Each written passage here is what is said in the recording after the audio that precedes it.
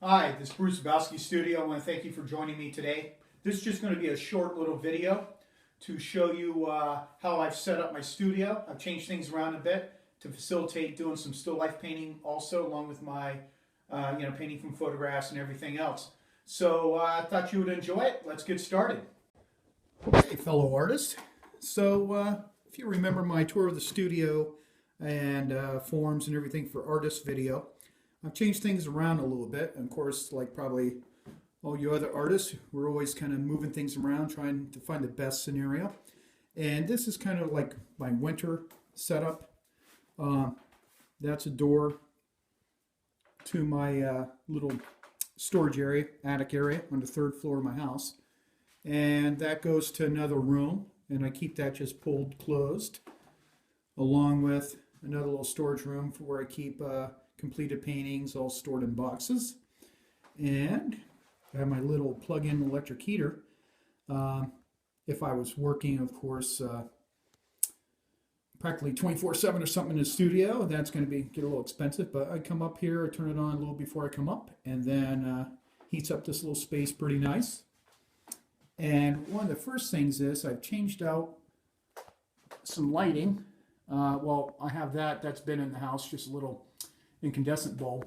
But I went to Home Depot and I bought these nice little LED lights. Let me turn on both of them.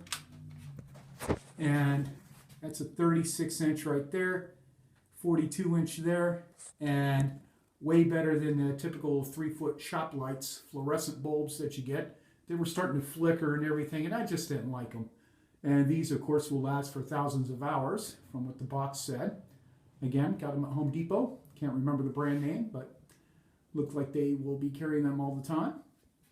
And this little table, it's probably about 8 feet long. And it's on, well, let's get to a spot where we can see them. They're on little casters there. And in the back are locking ones. So if you're leaning on it, it doesn't move. And I've moved this around all kinds of different configurations, but right now I have it set up with my French easel in one corner as my little paint easel. And you could pull the drawer out to support the palette, but I just have this little catch-all right below. And this is my still life box that I built. Got the idea from Draw Mix Paint YouTube channel. And right now I have it rigged up with just a bar going across, held on with some clamps to put in this wall, so to speak. I'm thinking about doing this for my next still life painting to show everybody how I work with translucent, transparent materials. And that's generically what the composition is going to be. I'll adjust the light, and that's another thing that I don't think I mentioned in my last tour of the studio video, is this dimmable bulb. Very handy. Let me show you. Here's the dimmer switch right here, and I can adjust the brightness or have it be off or very low. So that's very handy. And what I do is when I find, see if this will pick it up. Actually, I'll turn this off momentarily. On the dimmer switch, what I've done is, in pencil, when I find the area where I want to have the light on my subject, just hash off. So if this gets moved accidentally, you'll know where to put it, where you had it. So that's something handy. And this little table is all open, and then you have all, little individual boxes you can kind of customize and set up your own little still life. And so here's what I'm going to be, size I'm going to be working on, 9x12. And I'm hoping to get the little pieces of candy about double or a little more than life size. And so I just wanted to show that before I spend some of today, starting the still life while we got the blizzard going on outside Maine.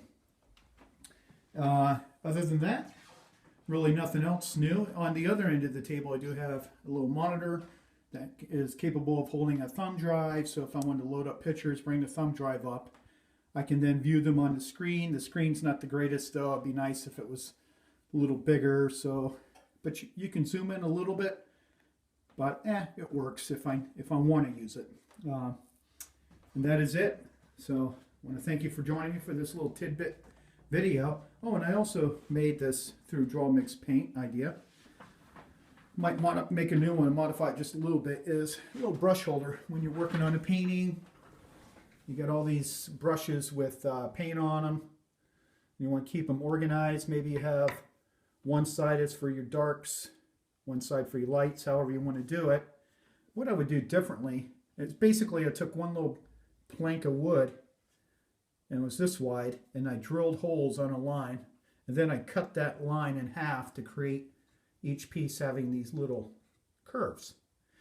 If I do it over again, two things. You could either just make the hole a little bigger so it's a little more of a well, so to speak, but I would, next time, I'm going to cut these strips the size I want them, clamp them together on the end, and then cut with a jigsaw a V shape. I think that'll hold, because if you're bumping around, these can kind of maybe pop out of there. So that's a handy technique. Oh, and while I have everybody here doing the studio thing, I bought some brushes locally at Artists and Craftsmen Supply in Portland, Maine. I'm sure they have a website, so you can order these. I really like these brushes. I went down there to deliver some paintings several months back to a gallery and went into the store. And, as artists, we're always trying new products and kind of, felt the bristles and said, yeah, I might try a couple of those. And I really like them. Princeton Art and Brush Company, Umbria is the series. I really like them. And I just haven't used this flat yet. I just got flats. I started out buying the rounds, and I really, really like them. So just a little thing to share with my artist audience, my YouTubers out there. And yeah, so thanks for joining me, and until next time, don't forget to subscribe and share if you like this information with other artists that could use it.